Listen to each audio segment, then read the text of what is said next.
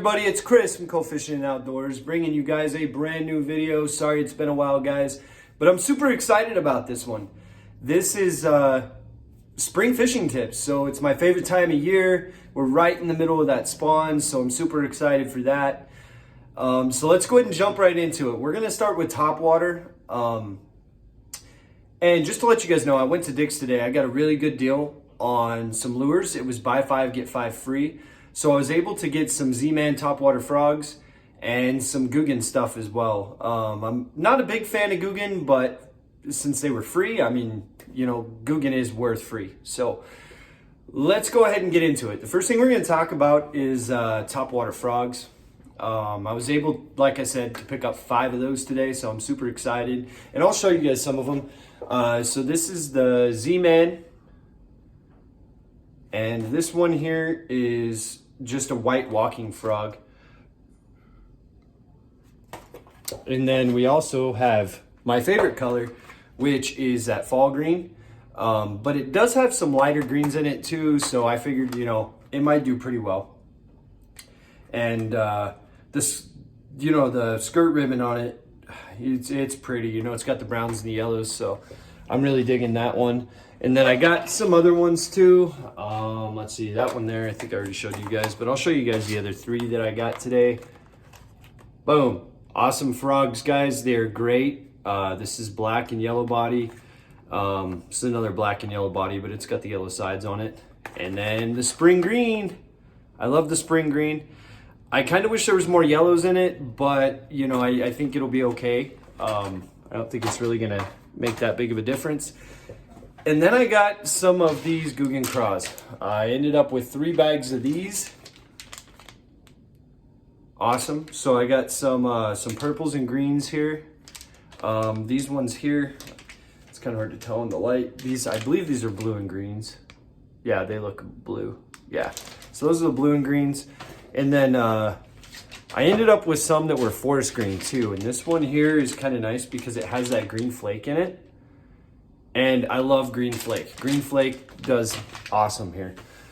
And that's kind of what we're going to work with the top baits and the soft plastics. You know, we're really going to focus as much as we can on that vegetation right now. And it's a great time to do that because this vegetation's really starting to kick off early this year. So I would really focus on that vegetation, especially before it gets too thick, because if you're a bank fisherman, you know, you're really going to struggle once this vegetation gets super thick. So try to utilize those spots as much as possible right now. Look for those areas where there's trees, bushes, maybe a bunch of rocks, you know, anything with structure, because these bass are looking for a place to spawn, or actually they're probably already spawning. So those key areas are going to be safe from predators, and they're going to be great areas to target.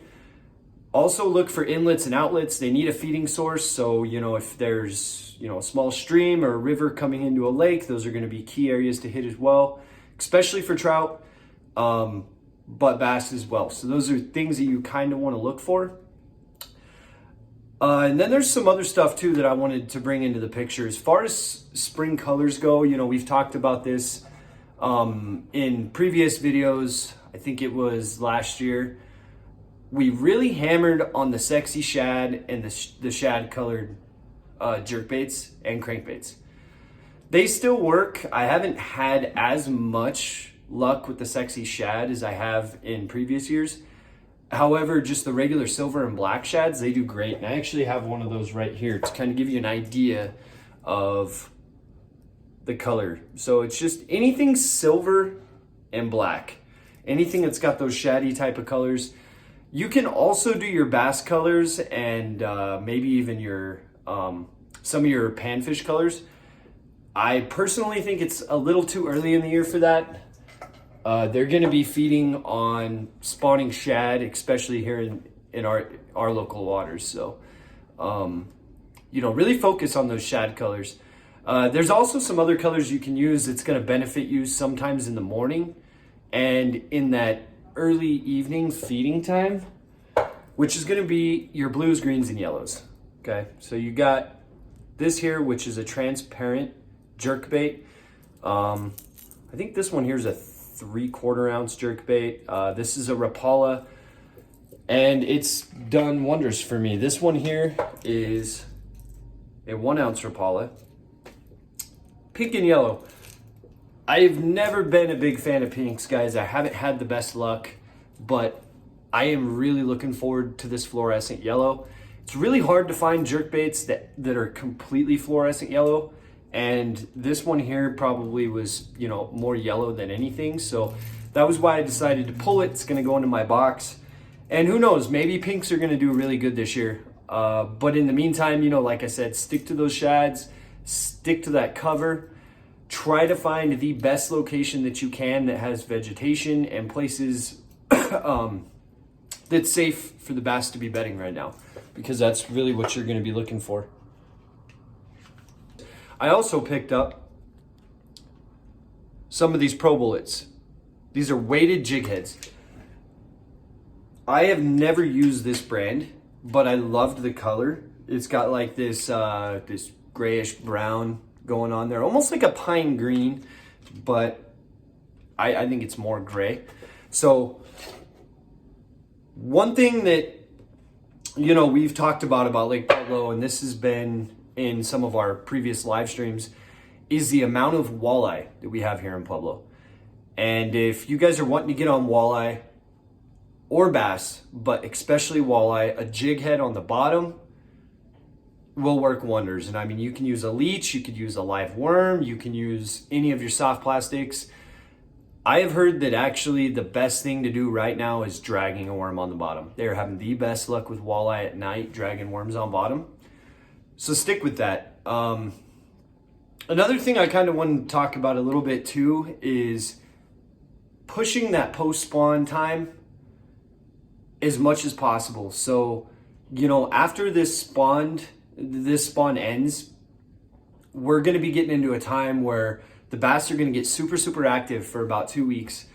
And you don't want to miss this window, because they probably won't be that active again until fall. You know, those summer months, it gets really hot, so the fish tend to stay a little bit deeper. Sometimes they're a little bit more lethargic. So you really have to push the waters in the summertime, and you really have to try really hard to get on some fish. And you don't have to do that so much during that post-spawn window, which, like I said, is about 2 weeks. This is where the bass are going to be finding their locations for the summer, and you can kind of start moving away from some of that vegetation and start looking for more structured areas. You know, like if you're fishing Lake Pueblo, look for rocks.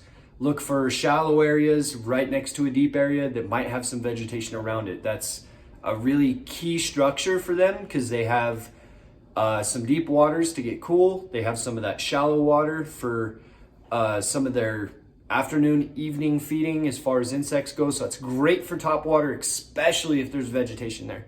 So really, really try to push that vegetation, guys. I can't even stress that the most.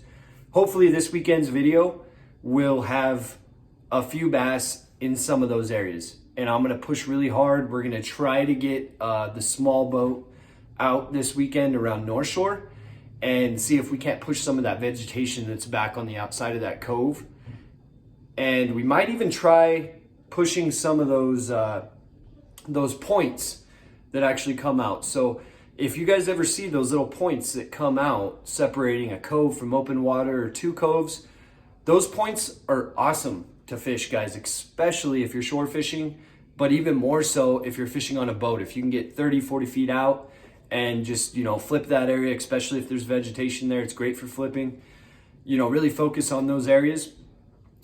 But yeah, guys, I mean, that's pretty much the tips that I have for you. You know, we'll have some more hopefully next week, as soon as I can kind of figure out where these fish are and what they're liking for the springtime.